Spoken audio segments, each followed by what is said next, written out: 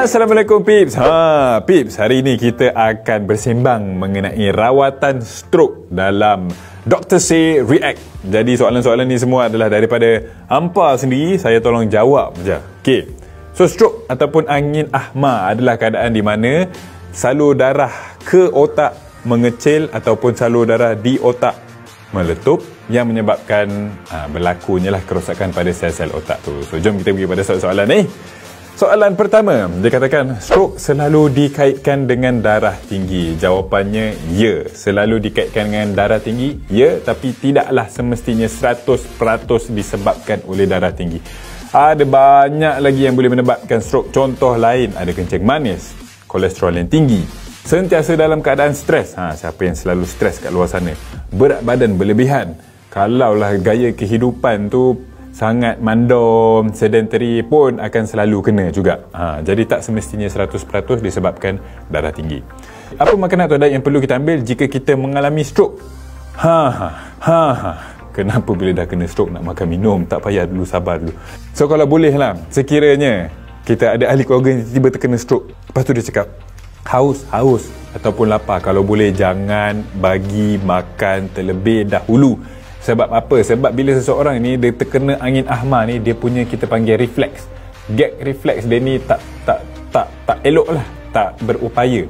Jadi kadang tu bila kita bagi dia makanan atau minuman, dia bukan masuk ke dalam salur makanan, tapi masuk ke dalam salur pernafasan. Ini yang selalu berlaku. So bila masuk salur pernafasan, jadi jangkitan kuman pula dekat paru-paru. Dah jadi cerita yang berpanjangan. Sebab itulah kalau perasan siapa yang kena stroke dekat hospital, kita akan masukkan tube dari hidung ke dalam perut dia. Kita akan bagi makanan ikut tube ni. Sebab kita akan cek sampai dah ada gag reflex ni, dia dah boleh makan dengan selamat, barulah kita bagi dia makan atau minum. Tapi makan pun tak adalah nasi terus dengan ayam besar-besar. Tu taklah. Makan yang lembut-lembut lah.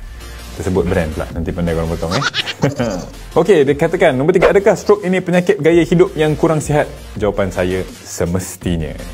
Sebab kalau kita perasan, kita punya gaya hidup sekarang penuh dengan stres, kurang untuk bersenam, makanan pun ke laut. Jadi inilah memang orang kata punca kuat kenapa stroke ni makin kerap kita jumpa dalam hari. Dulu masa saya berkhidmat dekat Hospital Terengganu dulu, tiap-tiap hari wajib ada stroke. Macam tu sekali dia punya kekerapan dia. Okay, sebab soalan dia yang seterusnya, dia tanya, yang ni lawak juga soalan ni bila saya baca ni. Ada yang cakap kalau tiba-tiba ada ahli keluarga kena serangan stroke, ambil jarum, cucuk hujung jari tangan, bagi darah kembali lancar. Betul ke doktor? Salahlah, mengarutlah. Ya Allah, mana korang dapat pemikiran macam ni. Macam saya cerita tadi stroke tu disebabkan salur darah di otak ni menyempit akibat, let's say contohnya kolesterol banyak, so saluran darah tu jadi sempit, ataupun tiba-tiba pecah, saluran darah otak ni pecah akibat tekanan darah terlalu tinggi ke. Jadi apa kaitan cocok ni? Dia bukannya sebab tak ada kaitan cocok sini, ini jadi okey. Tak ada kaitan. Tolonglah, janganlah cocok semua jari. Kalau ada 10 jari, cocok 10 jari. Dia takkan membantu. Kalau tu membantu memang dari awal lah. Saya tak payah ambil medik, saya cocok je siapa yang ada stroke ni. Mengarut. Allah Akbar. Soalan seterusnya ni lagi lah, Pips. Dia cakap, selalu juga dengar petua orang kalau nak pulih stroke, tanam pesakit sampai paras leher dalam pasir pantai. Betul ke cara ni dapat aktifkan balik saraf pesakit tu? Ya Allah, ini lagilah mengarutnya. Kalau dok dulu masa saya tugas dekat Hospital Sultanah Nur Zahirah tu, belakang gitu ada pantai. Kalau saya tahu ada pesakit mari sebab stroke ni, saya tu okey, saya dah tanam siap-siap ni. Saya buat sebelum saya start kerja ni, saya gali siap-siap. Ambil letak stroke ni, letak situ, tanam ke bumi. Dok jadilah. Dah tolonglah, mengarut sangat ni, boh. Tak, itu memang first time saya dengar jugalah. Dah kenapa kena pasir pantai, pasir biasa tak boleh? Tapi jawapannya tak lah, Pip. Kalau macam ni pun senang kerja saya dulu, senang. Stroke, okey, jom kita pergi belakang tu ada pantai, jom kita tanam. Lepas tu pasien boleh bangun jalan. Wah, terima kasih doktor, pasir pantai ni bagus. Tak ada, mengarut tu, Pip. So cara elok je sebenarnya, kalau nak tahu kalau seseorang tu kena stroke, apa yang anda perlu buat? First, anda kena kesan apa tanda-tanda stroke tu. Nanti saya cerita sebab saya rasa klip lepas ni mesti ada kaitan dengan stroke. Lepas tu, bila anda tengok betul seseorang ni kena stroke, okey, stroke ni masa memainkan peranan yang sangat penting. Nampak je macam seseorang tu, kena stroke ni. Jangan tunggu, jangan bawa pergi bomoh ke, pergi mana-mana. Terus pergi hospital sebab lagi cepat kita bagi rawatan, lagi cepat kita boleh pulihkan balik sel otak dia tu. Alright. So, jangan ke mana-mana, kita akan tengok klip pula lepas ni. Jom.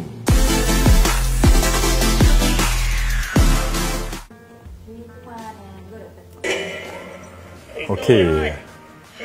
Oh, so video ni live dokumentari bukan seperti sebelum ni lakonan dan drama. Ni live dokumentari. Saya rasa paramedik ni mendapat panggilan yang ada orang telefon mengenai something not right lah dengan pesakit tu. Jom kita tengok. We don't know if he fell or not.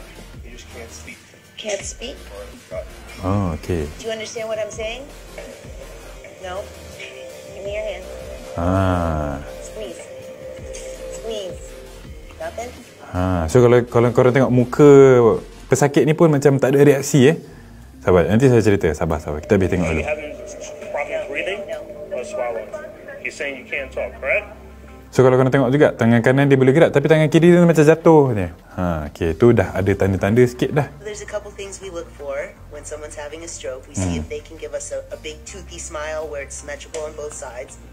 So wanita ni tengah cerita, kalau let's say dia pergi kepada dapat panggilan mengenai stroke, apa yang dia akan lihat. Senang lah saya cerita kat korang apa yang korang boleh perhatikan lah sekiranya. Mana tahu korang tengah pergi shopping ke ataupun kat rumah tiba-tiba ada orang macam pelik je. So tengok benda ni, FAST, F-A-S-T. Sekali lagi, F-A-S-T. F ni kita tengok daripada face, facial asymmetry. Tiba-tiba tengok muka sebelah dia, tiba-tiba macam satu senyum tapi sebelah tak boleh. Itu satu. Yang kedua kita tengok arms ataupun tangan dia. Ada tak salah satu tangan dia lemah? Kalau dua-dua boleh, then okey. Tiba-tiba yang ni boleh, sebelah tak boleh. Itu salah satu tanda. Yang ketiga, S, speech. Tengok dia boleh tak cakap ataupun dia macam tolong tak rasa benda. Dia macam kita panggil slurred speech. Ini pun adalah salah satu tanda-tanda stroke. T adalah time. So macam saya cerita tadi, time ni sangat penting. Jadi senang je. So kalau anda nampak sesiapa, macam tengok kalau kita tengok pesakit ni nampak dia ada F. Tengok dia punya facial tu. Dia macam tak ada reaksi sikit. Nampak ada lemah satu side. Yang kedua, arms. Kita tengok tangan kiri dia tak gerak. Dia cakap semua benda kat tangan kanan. And then speech, S. Nampak dia tak cakap. Dia bagi sign language. Dia cerita yang ni tak boleh cakap. Tapi, dan then dia pun cakap tak faham apa yang paramedik ni cakap. So, daripada signal, daripada sign ni, FAS ni, anda boleh tahu jika seseorang tu ada stroke ke tak. Jangan buang masa, terus bawa dia pergi hospital. Jom kita sambung tengok. Try to see if they can put both arms in front of them and do they stay up? Can you make a fist? Nothing, huh? He was unable to follow commands. So this is another one of those. I'm scratching my head. What could it possibly be? When was the last time you saw him acting himself? Just walking, talking. Ini pun pasal stroke juga. Dia kata pagi ni pesakit ni okey je, macam normal. Tiba-tiba ni nampak macam malam sikit, tiba-tiba jadi macam ni. So sebenarnya stroke ni boleh berlaku pada bila-bila masa sahaja. Tak kisahlah ada yang kena anda tengah tidur ke, sama ada anda tengah memandu ke, sama ada anda tengah beristirahat ke. Dia boleh kena bila-bila masa sahaja. Yang penting anda kena tahu tanda-tanda seseorang tu kena stroke. Tengok dia ni ada tanda tu, terus. Jangan tunggu terus. Itu je yang kena fikir. 170/110.